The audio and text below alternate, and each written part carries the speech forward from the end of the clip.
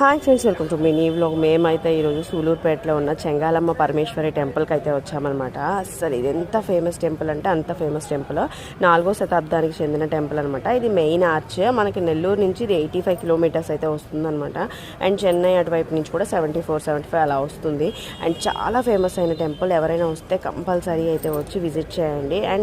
And ఈ temple timings వచ్చి 24/7 అనమాట. 24 అవర్స్ కూడా ఈ టెంపుల్ ఓపెనే ఉంటుందన్నమాట. అండ్ ఇక్కడ టెంపుల్లో మాకు తెలిసిన వాళ్ళు ఉన్నారు.